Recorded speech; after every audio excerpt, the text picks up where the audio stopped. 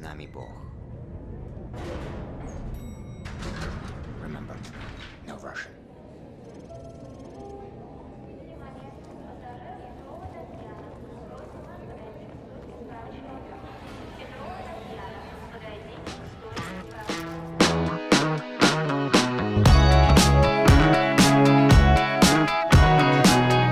Hey, howdy ho, it's your ho Tim here. Welcome back to another video. In today's Call of Duty Zombies history episode, we are going to be going over light machine guns, LMGs. They're bigger than the ARs, much bigger than the SMGs, but fully automatic and fully deadly. Now, of course, every class of weapons has their advantages and their disadvantages. In the case of the LMG, what you have working for you is a ton of damage output and ideally a ton of ammo. And subsequently, since you're carrying a 1,400-pound gun, you're all but glued to the fucking floor. And if you can deal with a reload speed this slow, we might be able to make this work.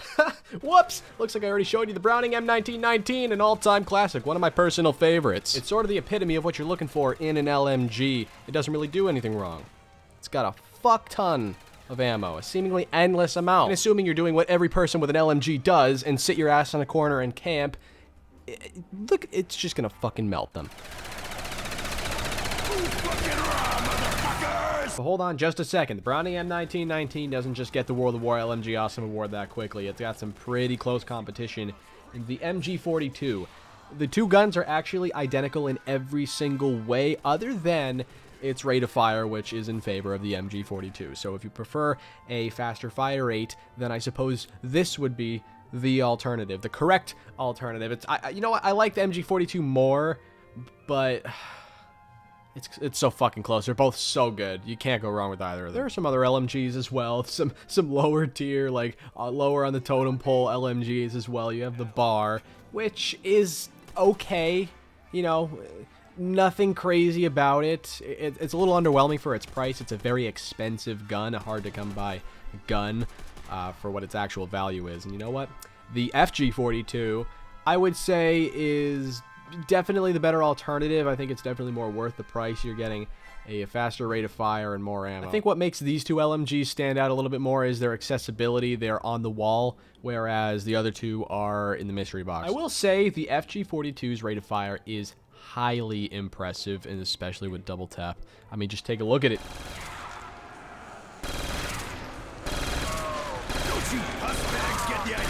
Also, may I add, I apologize for the overwhelming amount of Doris gameplay in this series on World at War. It's the only map with a pack-a-punch machine, so it makes it kind of a no-brainer to get the gameplay on that map for the most part. Here, I'll throw out the correct gameplay just to mix it up again. I think it's safe to say that every LMG in World at War is that of quality. Some are more powerful than others, but some are more accessible than others. Also, biggest scam in Zombies history, not being able to actually mount the MG42. What a disappointment. That should have been a reality. Mr. Owl, how many light machine guns does BO1 have? A good question. Let's find out.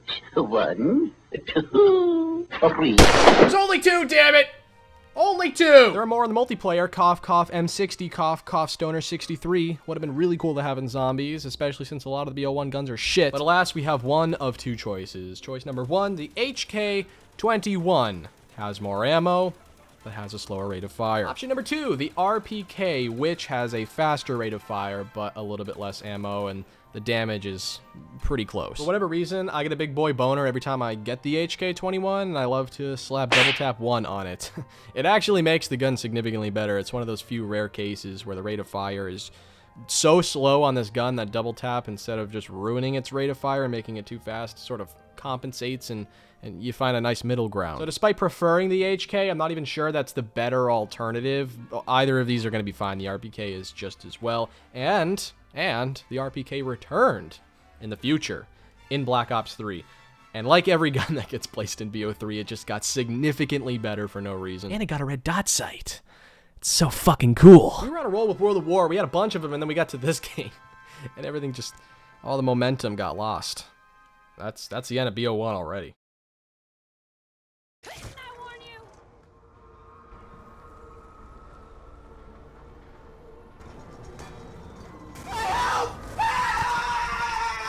Let's talk about the beloved LSAT first. Honest to God, it feels like a modernized version of the Browning M1919. It reloads just the exact same way, very similar ammo and damage situation. It's a very ideal LMG to have in your game. You also really can't go wrong with the hammer. Well, actually, funny thing about the hammer, it's nearly identical statistically to the LSAT, but there is a lot, and I mean a lot, of recoil with this gun. It's unacceptable, frankly. It's pretty much the only reason why when I do get this gun, I put it right back in the box where I found it. And the RPD is yet another very solid LMG. Again, the stats are very, very similar to that of the previous two I was talking about. And this isn't even in multiplayer like those other two. I guess that's just more of a fun fact than anything else. Not very important information. And the final LMG, there's two more. Two map exclusives. We have the Death Machine from Mob of the Dead. You can only get it on this map. It's very, very fucking powerful with a lot of ammo. Unfortunately, you are legitimately glued to the ground and cannot walk with this thing. Just take a look at this. Take a look at this.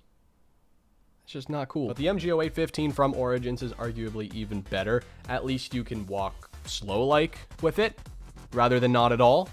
You know, it's still a very well-rounded... I think every single LMG in BO2 seriously might be just really good. For example, World at War. The bar is significantly lesser than something like the MG42. There's a very big discrepancy. In BO2, they're all primary LMGs. I mean, these are all viable. This may be the best weapon I've ever fired. What the fuck? Welcome to Black Ops 3, arguably the greatest zombies title ever, but with arguably... the stupidest fucking LMG in COD Zombies history. Not because it's not good or anything, but who the fuck is interested in a 6-round burst? I had not realized that I hate spiders until now. It's just kind of a waste of ammo, let's be honest. But if that's my number one problem, it's a pretty good problem to have. All of the LMGs in this game are solid. I mean, kind of every LMG seems to be solid, but... maybe that, I don't know. I mean, I suppose we could sit here and clown on the Gorgon for having a slow rate of fire, but really that applies to a lot of different guns, so I'm not going to dwell on that. Really, all of these LMGs are usable, but the problem is, we're in Black Ops 3 now. Nobody's camping anymore. Everybody's training because the pace of the game picked up. In World at War and Black Ops, you know, in the past, camping was a very viable strategy, and oftentimes the number one strategy.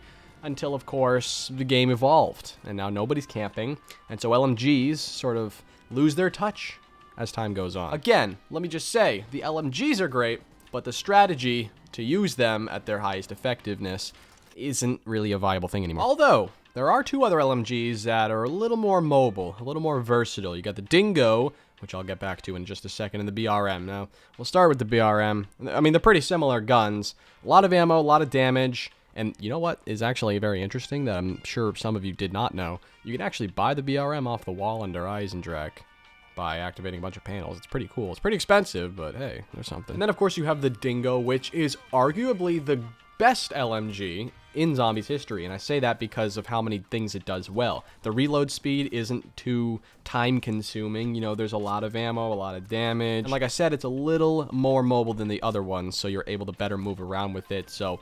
there are ways to use LMGs in BO3. It's just not as, you know, smiled upon of a strat, I suppose. Long gone are the days where you and the boys hop on Reese, you know, camp on the catwalk and point your guns in one singular direction for the entirety of the time. Pick up the Dingo, though. You won't regret it.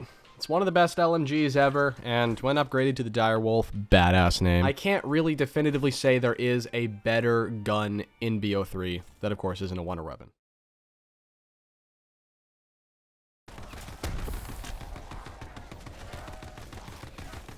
That's okay, take your time.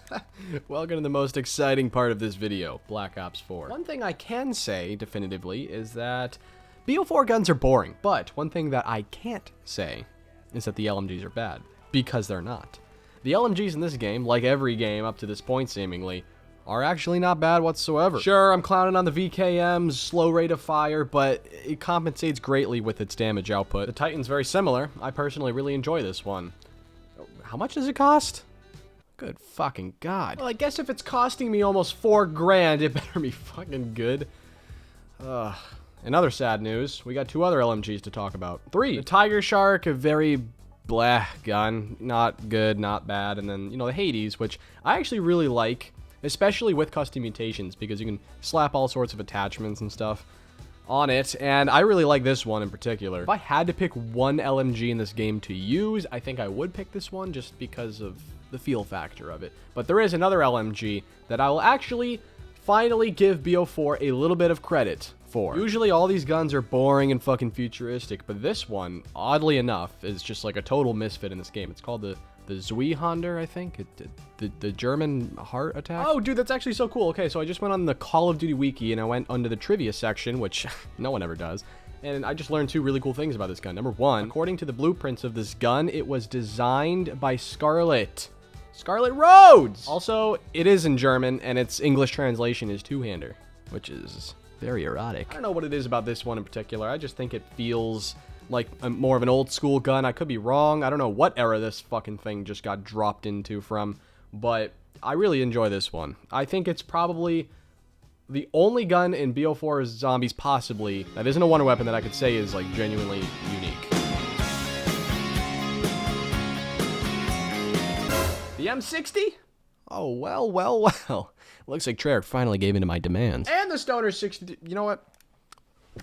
My life is made. I don't know why they waited this long to make such iconic, such fan-favorite LMGs popular in the Zombies mode. It should have been in BO1 to begin with, but that's not the here nor there. What matters is that we finally have them, and they're a part of the family. They're both really solid LMGs. My preference is the Stoner 63. It's, you know, slightly less awful when it comes to mobility. You know, the M60 is kind of unusable with the mobility. I suppose one thing Cold War actually has going in favor of the LMGs is Ring of Fire. It's a strat where you can simply stay put and increase damage, and you don't have to reload. It's a great specialist to pair with an LMG in this game. Camping obviously still isn't the ideal thing to do, but it's a lot easier to do in this game, and that, of course, enhances the LMGs. And let's not forget about that RPD that made a return. Now, of course, this is the very end of the video, and so this is the point where I miss some Cold War DLC guns because the game is still in its life cycle and more are coming out, and I don't feel like adding one in and not all of them because it just gives me weird vibes. But yeah, let me quickly shout out the MG82, that Cold War DLC gun that I've never touched because I barely play this game anymore. Thank you guys so much for watching. If you enjoyed, make sure to leave a like and subscribe. Check out all of the links in the description. I would greatly appreciate that. Drop a like, of course. Subscribe. You guys are the best. With that all out of the way, I hope you enjoyed this history episode, and stay tuned for the next one, and leave me ideas in the comments section. Peace!